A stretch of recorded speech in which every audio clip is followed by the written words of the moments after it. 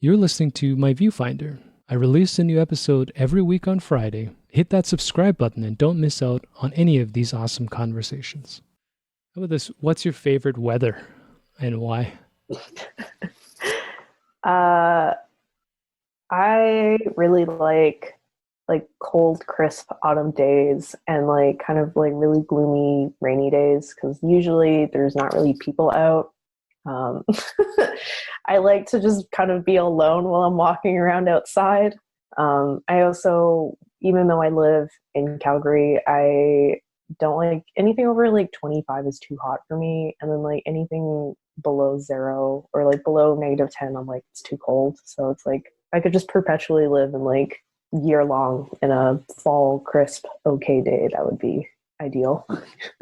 It just reminds me of this one conversation we should probably have, which is where a photographer exists on the sideline or in, but such a photographer's response to like being alone.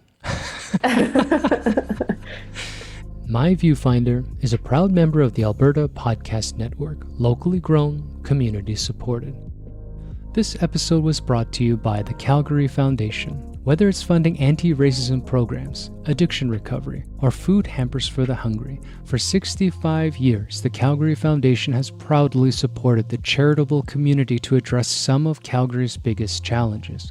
Now, during this period of unprecedented urgent needs, Calgary Foundation renewed its commitment to building a healthy, vibrant, giving, caring, and resilient community. If you're a registered charity looking for a grant, a professional advisor creating a giving plan for your client, or a donor wanting to give back to community, discover a wealth of resources at calgaryfoundation.org and learn more about their work through Calgary Foundation's Facebook, Twitter, or Instagram. Is there a line a photographer has to draw when addressing their own work? How do we approach our practice with good conscience?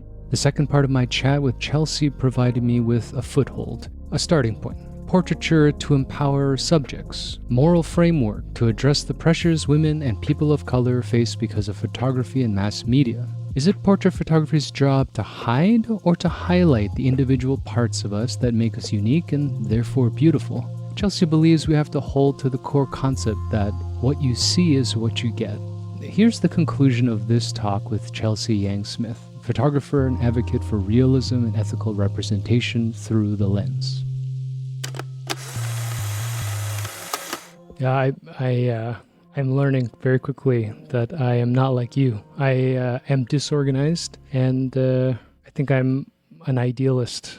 Although, like for example, with the podcasting, streamlining is great. My post-production time is starting to shrink, so I don't feel like I'm under a bus all the time. But the other half of what you're talking about, the 70% of managing marketing and kind of business, we'll see if I can learn that. I have no idea what that is yet now, but we'll see. Yeah. I mean, I'm still like, my Instagram is like not what, like after all the exposure talks and like, you need to like do social media and like all this stuff. I was like, oh my God, like I hate spending time writing captions for posts on Instagram. And I like for a hot minute was like really trying to get that moving on my account like during quarantine. And then I was just like, I just really hate doing this. Like, it's not for me. I could get more work through that or interesting work or whatever. But sometimes it's just like networking. Like I've done, like that's the hard thing that's going to be a hard thing for me to leave Calgary eventually is like I've really built up a network of contacts here. So like a lot of the work I get is like from those relationships that I've fostered over time. And like that's just one way of working. Some people like those Instagram influencers that, have like 15 million followers and like people love their photography, they get work that way too. Like it really depends which kind of like where you want to put your eggs in your basket, and your brand as well. Like that's a weird thing to say, but like people like think about that when they hire you. It's like, what are you known for? Like I'm known for being really reliable, really easy to work with. I'm always really polite. I don't, I'm not shitty on set. You scowl a lot though, apparently. I scowl a lot, but like I'm actually a really nice person. Like I just have like really bad resting bitch face. So like people think like, oh, she's really scary. But then like they talk to me and they're like, oh, like she's actually not scary. It's probably what makes you a successful commercial photographer. People aren't, It's like, leave me alone, I'm busy. You know, not to be overly critical, because I loved the speakers at Exposure Studio, but there is some mixed messaging, which I kind of want to bring up too, because when you brought up the history of photography and its original intent, I think social media is a fascinating thing. I mean, again, we don't know each other very well. I haven't posted any content on my quote unquote photography Instagram for 9 months. I don't know. I mean, I posted that we got into studio, but I haven't posted any work in a long time. But what you brought up about building a social network, I think is actually the underpinning of how social media can be effective. So my wife has a entrepreneurial business with the KonMari stuff, and she's doing great. But I remember in a year or two, she actually did an analysis because, like you, she's a much more organized and business practical minded person. And what she found was, despite her growing social media presence, the actual, return on investment or how many like people actually engage is total bullshit. It's like no, people love to be nominally involved, but when it comes down to actually engaging, it's a completely different story. And she, like you, has found that it's actually the growing social network in reality that will bring out something. So when I, again, like you, was listening to some of the air quote advice about how to manage your social media presence, I was also torn. I was thinking there's some nominally good advice, like about representing yourself, blah, blah, blah. But there's also this thing in the back of my mind where, yeah, I don't want to do it. I don't like doing it. And I'm not even sure that it works the way even successful people believe. Like these people that have 50 million followers, is it because they have followers, or is it because to get to 50 million followers, you gotta be holding a lot of people's hands? I mean, that is not. I mean, my wife's still under 10,000 followers, and she used to work very hard, and she knows a lot of. I think she's built more by meeting prominent Calgarian social forces than it is about anything to do with projecting an image of herself online. I mean, who knows? Who am I to say? But I mean, to that point, you brought up sort of the intent of photography initially to be able to sort of, let's say, capture reality, to replace fallible memory. I get into argument about this all the time because photography purists don't like to hear both that existed, although most people will have to acknowledge that's the history. But my twist is that it doesn't do that anymore. And it's now culture and bias forming. Even in the commercial work that you do, it's fascinating to think about, like taking a picture of some pants and whether are those the pants that I'll receive in the mail? No. 100%. Right? Like, there's a lot of morality behind it and ethics behind photography. Like, I definitely think the capitalist machine has like really taken over photography. Like it's really subverted its role of like documenting reality to selling stuff. But like, it depends which sector you work with. You could argue that like documentary or like editorial photography, it's about selling the story, or product stuff is about selling the product. Fashion is like selling the reality, I guess, like, oh, I'll live this kind of grand lifestyle if I buy this kind of clothing, or, like XYZ. That's something I really was conscious of, like when I was in school and starting out, because as like a woman working in the industry, I was really familiar with the kind of images that women were subjected to in print, even more so now on the web. And not that I made like a huge vow about it or anything, but I know how to liquefy bodies and like make someone look skinnier than they do in Photoshop. Do I do it? No, because like that goes really against like my ethics of like, I truly want to present what you see is what you get. And that's kind of what I focused on when I was in school. Like I did a lot of portraits, and that's like something I have against, I don't want to say the fashion industry, but like I had classmates who really did a lot of like fashion and beauty photography. And I was like, it's not difficult to photograph someone who's already pretty. I don't want to see more like skinny white girls with perfect hair wearing whatever. And I get that's the concept they're trying to build, is like, that's just the stand-in model, the standard. And then like all the other stuff that they do to style it is the interesting part. But for me, I really liked just photographing like people. And so like the portraits I did were of like friends that I went to school with. And I really loved, like, I always kind of joke, I do like candid, like staged candid portraiture. I'm very much, I think I don't know, maybe it's weird, but like I think a photo should be like what you see is what you get. Like it should be very true. And that's just kind of my own personal ethics and I guess like ideology. And I take that into portraiture. I take that into like I mean, there is things like that I will composite, but I don't really do like extensive compositing. For me, like even product stuff, like I try really hard to like literally what you see is like how it almost looked like on camera. And I use Photoshop to kind of clean everything up. Like I think a lot of people think that, or at least I did when I was done school, that Photoshop is like what you use to edit everything. But I've kind of switched over to Lightroom because like event stuff, I don't need to be compositing or doing crazy things. And I always kind of think of like Lightroom is like, you know, the big broad like brush stroke of editing photos. And then like if you really want to get detailed with it, you go into Photoshop and do like the tiny little brush, like fixing it up. And so like even when I was in school, like I did a lot of portraits and things like that. I purposely didn't clean up, I don't want to say like not clean up photos, but like even when I get portraits from clients now, they're like, oh, like, I'm sorry, my face like broke out or like boo, boo, boo. You know, that's just it. And I always tell people, I'm like, my rule of thumb is like, I will take anything out that will disappear in a couple of weeks. So if your face breaks out, you get a bad pimple or something, I'll take that out because that's not going to be there forever. But if you have like a defining scar or like a defining mole like on your face, I'm not going to take that out because that's who you are as a person. I'm not going to change that. And that's for me, like the line that I kind of draw is like in terms of what I will liquefy, what I'll spot remove. It's like things like, you know, like obviously people sit away and like, you know, it makes something look kind of lumpy, you know. I will go in and liquefy and clean that up, but I'm not going to turn them from like a size 8 to like a size 4. Like I'm not going to clean that kind of stuff up. And I think that's really important, like even in our conversations of like representation as well. Like for like women, it's really hard to find representations of like their kind of body because the industry idealizes like such a ridiculous standard that like maybe only 2% of the population actually holds.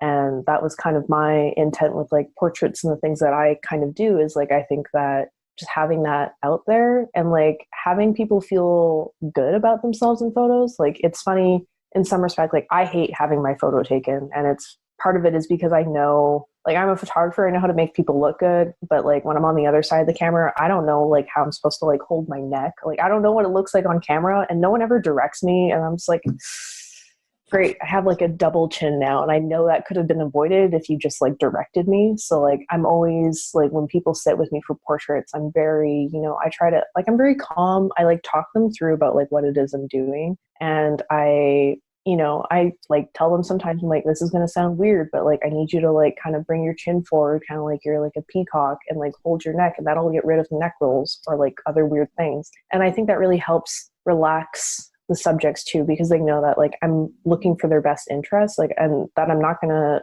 like photograph them or turn like make it look like someone who they aren't. And everyone's always their worst critics too. Like they, you know, especially women, like they're always like, oh, I hate this. Oh, I don't look good in this. And it's like, I think it's so like, I truly love like the candid smiles I get on camera. And like, as I had mentioned, kind of like there are two types of photographers. There's photographers who take like 800 photos and they're like the very quintessential like Zoolander where it's like, yeah, like now this, now that. And it's like the person who's sitting is just like looking all over the place, doing 15 million things. And then there's like photographers who treat their subjects as sculptures. So it's very much like, okay, sit like back straight, like look in this direction, don't move. And I'm very much, that's what I prefer because I like to just get people where they are. But then after that, I take a couple and I start to like try and get them to relax. So I always keep like a couple of like really bad jokes like in the back pocket, just like something stupid that I know is going to get like a little smirk or like their true laugh or like smile. And that's when like, those are my favorite images. And like, of course we have like the professional ones that people like, but I'm like, those ones are like my favorite because they truly capture who the person is. And there's no Photoshop, there's nothing. And that's kind of, I guess like my ethics when it comes to what is real and what isn't is like, I know that there's a lot of there's a lot you can do. And like one could even argue the way you light a subject or light something could change, how it looks like in person. And that's like, yeah, like there's a bunch of different lines. I think for me, Photoshop is where I draw that line. I don't put something in there that wasn't in before. I mean, unless the client asks for it, and it's like, I don't know, like I'm photographing a beer can. They're like, can you put a flower in the background or something like that? Like, I don't know, like something that isn't very like ethically like ambiguous, whereas like if it was a different story where I don't know, they wanted, I don't know, Godzilla in the background of this like portrait thing, like I don't know. I think there's people who really enjoy the compositing, enjoy like creating these like unreal realities using photo manipulation. And it's really up to the photographer, like where they fall on the spectrum. And that's not even covering the other kind of ethics involved with photography in terms of like, what is it that you'll photograph? Like I personally don't really do documentary photography. And the only kind of documentary photography I guess I would say is like very autobiographical, because I feel comfortable capturing what is my own personal experience. I find it really difficult when photographers, especially when they're not people of color, go into marginalized communities and photograph the day-to-day lives, a lot of the National Geographic kind of stuff. And I get it. Like, that kind of goes into the history of photography wanting to like capture these moments like as historical value. But as like Andrew and I think Mark had mentioned, is like, these folks are shooting with the colonialist lens, like how can you be sure that you're actually documenting an accurate representation of this community? Like at what point is it, like it's like you're the safari like guide being like, look at this like, Crocodile Dundee like creature that I'm like documenting, like it's just so like you can't really, the camera is such a separation between the subject and the person. And I think it's really important that when you're going into these kinds of communities that like it's not, you're maintaining that connection. You're not just numbing yourself to what you're actually seeing, like even in the cases of like these Black Lives Matter riots, people see these photos, but it's like, I think it's so interesting, like the photographers who go into these spaces, what they're photographing, because an image can change, the narrative so easily. One person could perceive it as, the cops are beating up innocent pedestrians, or other people could perceive it as, like riot, gangs, like attacking, the state. And I think it's so complex. There's so many like conversations I think the photographer needs to have, not only with themselves, but with these communities, with like, it's a very complex space to work in. And I'm not saying it's not for me. It's just like, I think it's just, I'm comfortable shooting what I know, what I've, with my Second Sight series, documenting like mixed race individuals in their homes, like that has some ethical connotations where it's like, am I displaying them as like specimens, like also challenging people to kind of figure out what their race is. And it's like the series intention is really to kind of challenge the question, like, what are you?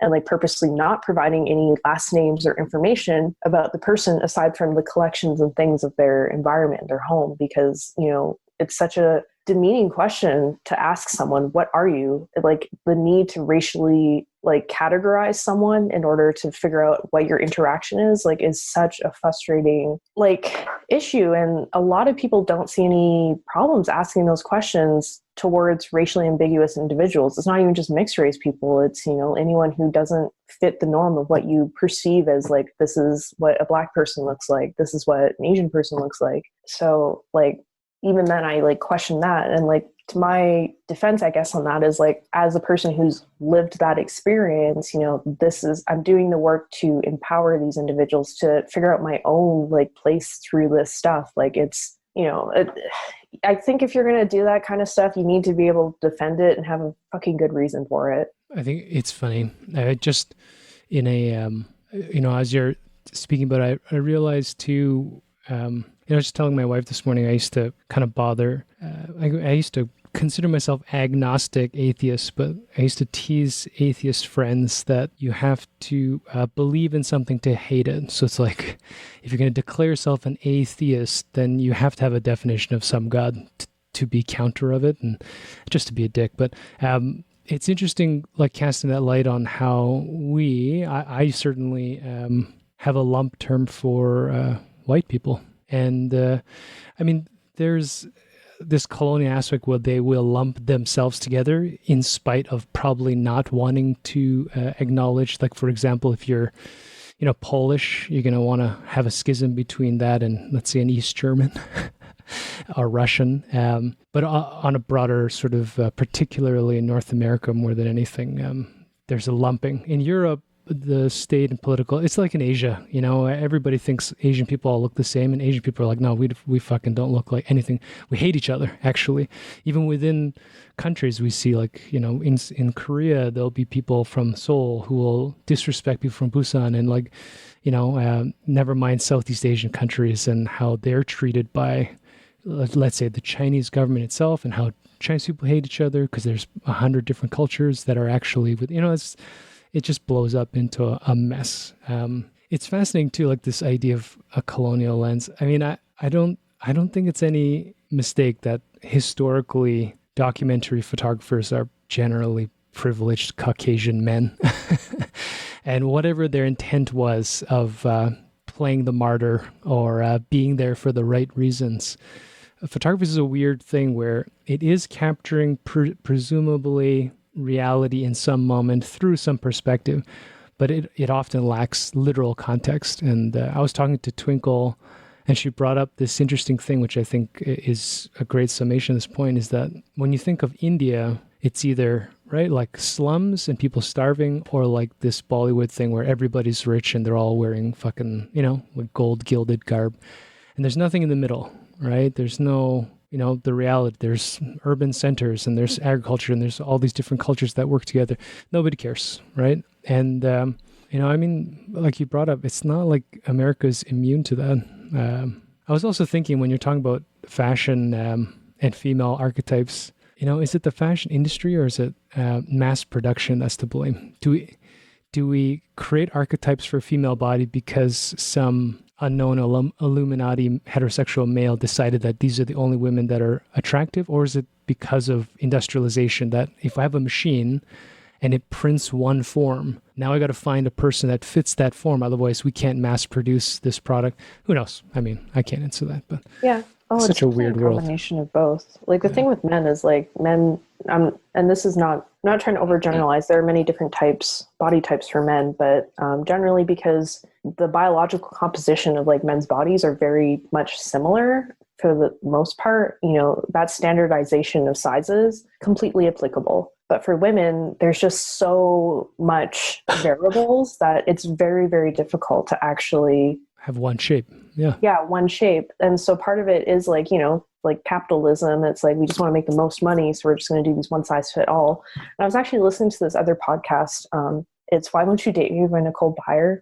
She's also the host for Nailed It, but she's like, oh yeah, her podcasts are so good. And she's talking about she's talking about body issues, and she's like, the reason celebrities always look so good, even in a t-shirt and jeans, is because everything they own is tailored. So people see these celebrities, they see these, like, the models that are photographed where the clothes fit their body, and they assume because their bodies don't fit that standardization that they therefore are fat, or they are unattractive, or there's body shame. And it's like, well, actually, it's because the clothes don't fit you. It's not anything wrong with you. It's like, you just need to get your clothes tailored so they look better, but, like, no one can afford that. So it's definitely, I'd say, like, it's a combination too, because when you think of, like, certain styles, like high heels, like, literally, like, people go off about, like, oh, like, men used to wear high heels back in the days of, like, theater and everything, and now women, like, wear it, and it's supposed to elongate their legs. And, like, I have a super